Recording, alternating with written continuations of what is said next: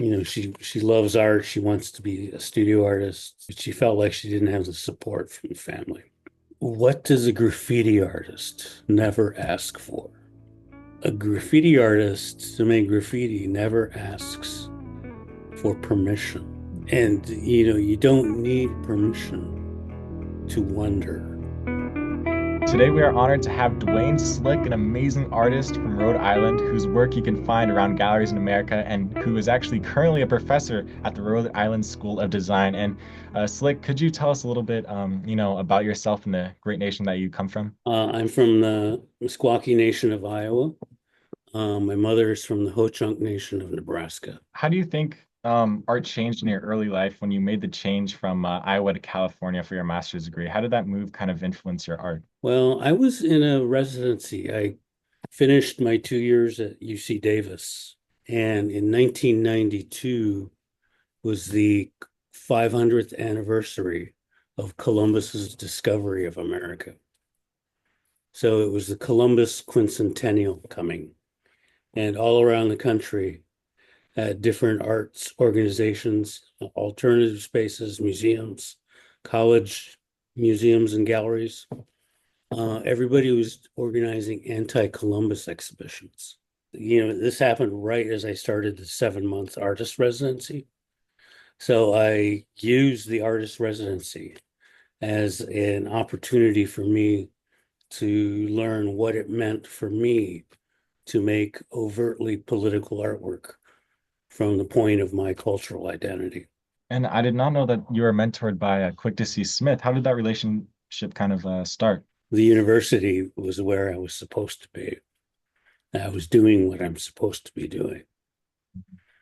So I stayed with it and I went into, became an art major.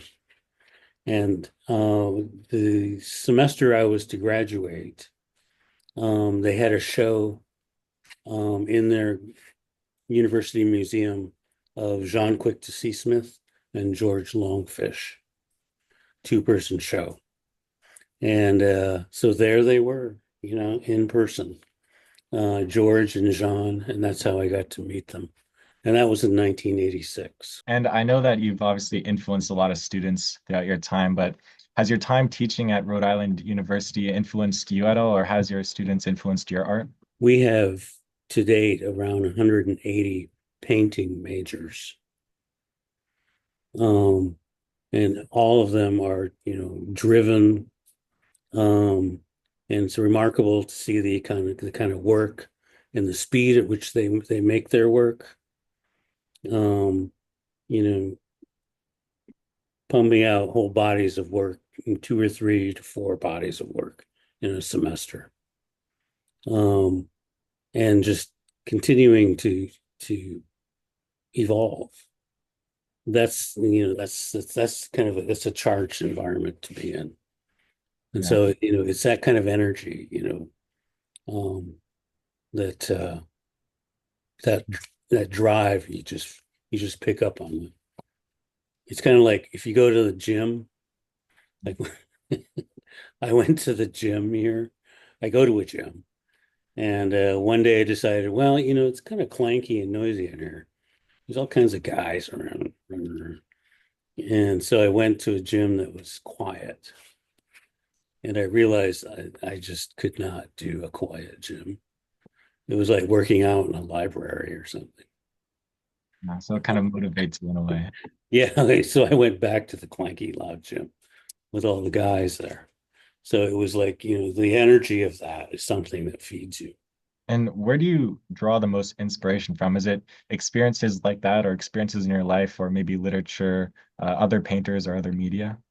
Back in the day in Iowa in the 60s and 70s. Um, and there are good reasons for this. When my parents, we grew up, they lived off the reservation in the Meskwaki settlement, but and there were 7 kids in my family. There were 7 of us, and we would drive in my dad's station wagon. We drive to the Ho-Chunk reservation for different events, family events, and different types of doings. ceremonial events. And then we would also go to the Meskwaki settlement because the Meskwakis own the land. It's not a reservation. And when we pile into the station wagon and drive back on Sunday, my mother would always say, you could count on her. It was like clockwork. She would say it. She would say,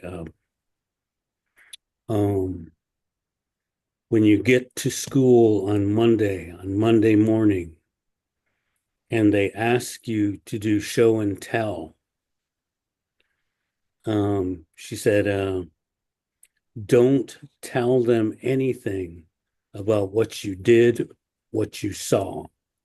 Just tell them you went to see your grandparents. And then she would add, and it's because, she said, the white man doesn't understand the Indian. And if you tell them anything, the first thing they will do is try to take it all away. And later, when I was a teenager, I had the aha moment. I just said, I realized, like, wait a minute, you cannot speak. But they never said you cannot draw or paint either.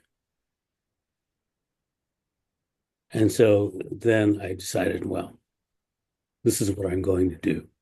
Could you take us back to the time period or to maybe the first coyote painting you made, and what was the thought process that kind of started this whole collection?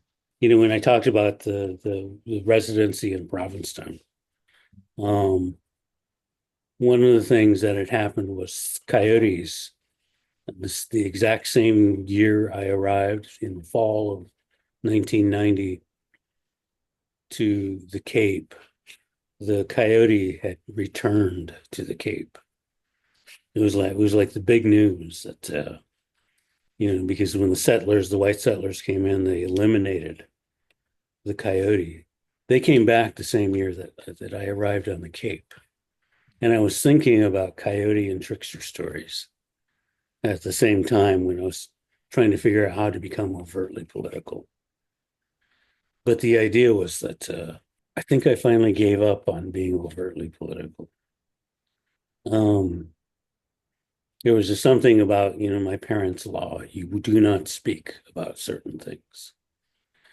And so what I decided to do was I was going to let the coyote make the work. So I said, I'm going to have Coyote come to my studio. Coyote is going to make the paintings. And so I just kind of like let go and just allowed myself, of course he didn't actually make them, but I allowed myself to kind of, channel in some ways, thinking about all the material I was going through, talking to my parents, and just putting all this together and just kind of like creating something from it. That's where the coyote came from. Are these stories and history ever something that you would want to teach along with your art or integrated with art programs? This little guy comes up to me and he tugs at my coat after after speaking with the class, and he's hitting me, tugging at my coat, and I look down and I said, hey, I asked him, what's going on? Hey, you have a question? And he said, yes. He goes, Mister. He goes, is it true? This is a kid in second grade. He's probably like 7 years old. He goes, is it true that we killed all of the Indian people? He's like, what are they teaching these children? Who's telling them this?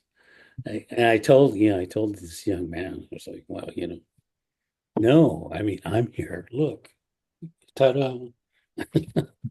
We're still here, and I know many other Native people, and we're here. We're here.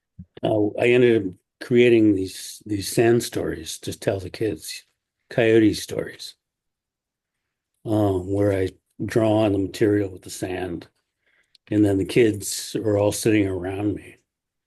Um, And then when we're drawing on a black cloth, yeah, big black cloth. And when it's time, I draw, and then it's time to change the scene. The kids all help me lift the cloth, and the sand drops down, and then I change the scene. And do you have any advice for university students and maybe even middle school students on who are trying to explore their creative paths in the art world? Let's see.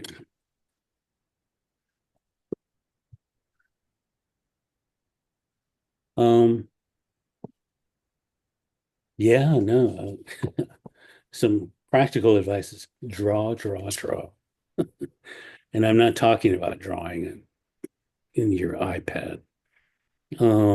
That's so seductive, but sometimes, to have the physical experience of doing things, like the feel of the charcoal, the resist, the scale of it, all of that, I think, draw from perception, draw from your head, do the whole thing.